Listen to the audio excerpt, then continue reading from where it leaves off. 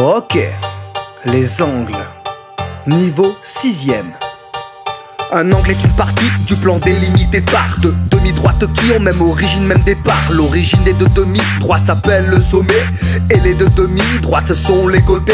Plus elles seront écartées, plus ton angle sera grand.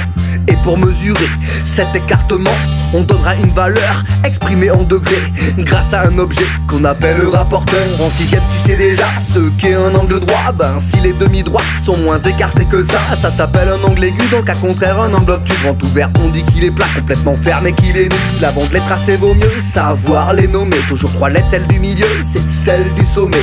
La première lettre est sur l'un des côtés, la 3ème sur l'autre, un chapeau et c'est plié.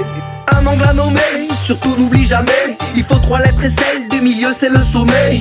Un angle à tracer, rapporteur bien placé, le plus dur est de savoir où tu vas mettre ton petit trait. Choisir le bon zéro, c'est toute la subtilité, parfois à droite, parfois à gauche, mais toujours sur un côté. C'est lui qui indique les mesures auxquelles te fier, et c'est le même principe pour un angle à mesurer. Écoute bien ce couplet, on va voir comment construire un angle. La première chose à faire, tracer un de ses côtés. Une fois l'origine notée, tu sais où est le sommet de ton angle. Deuxième chose à faire, le rapporteur à bien placé. Tu repères où est son centre et tu le places sur le sommet, et puis tu le fais tourner jusqu'à qu'il soit bien aligné. Son zéro est sur le côté, il reste plus qu'à parcourir le bon chemin pour trouver jusqu'où ton angle va s'ouvrir. Il y a des mesures à l'intérieur, il y en a d'autres à l'extérieur. Ton zéro est à l'extérieur, suis les mesures de l'extérieur. Tu remontes jusqu'au bon degré, tu mets un petit trait, relie le sommet au petit trait, et ton angle est tracé. Seulement fais attention à ne pas te tromper, suivant les situations, le zéro n'est pas du même côté. Celui qui t'intéresse est toujours sur le côté tracé. Tu le repères, tu montes sans stress jusqu'à la valeur cherchée. Un angle à nommer, surtout n'oublie jamais, il faut 3 lettres et celle du milieu c'est le sommet.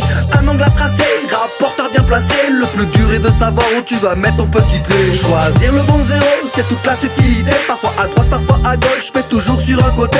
C'est lui qui indique les mesures auxquelles te fier, et c'est le même principe pour un angle à mesurer. Pour mesurer un angle, première chose faut bien placer ton rapporteur, son centre, tu le mets sur le sommet. T'alignes des zéros du rapporteur sur un côté de l'angle et tu n'as plus qu'à trouver la mesure cherchée. Ton zéro est à l'intérieur, suis les mesures de l'intérieur, et puis tu les remontes jusqu'à trouver la bonne valeur. Là où le deuxième côté de l'angle coupe ton rapporteur, c'est là que tu dois t'arrêter, ça y est t'as trouvé ta valeur. Le chemin à suivre démarre au centre du rapporteur et continue en suivant le côté de l'angle pour trouver le bon zéro, les bonnes mesures. Possible que t'aies pu faire une petite erreur, que t'aies mal lu sur le rapporteur, mais tu peux vérifier si ton angle était obtus. Ça veut dire que sa valeur est forcément supérieure à 90 degrés. Si c'est pas le cas, panique pas, t'as pas dû lire au bon endroit. Replace ton rapporteur et choisis le bon zéro cette fois.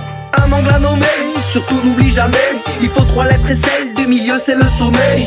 Un angle à tracer, rapporteur bien placé, le plus dur est de savoir où tu vas mettre ton petit trait. Choisir le bon zéro, c'est toute la subtilité, parfois à droite, parfois à gauche, mais toujours sur un côté. C'est lui qui indique les mesures auxquelles te fier, et c'est le même principe pour un angle à mesurer.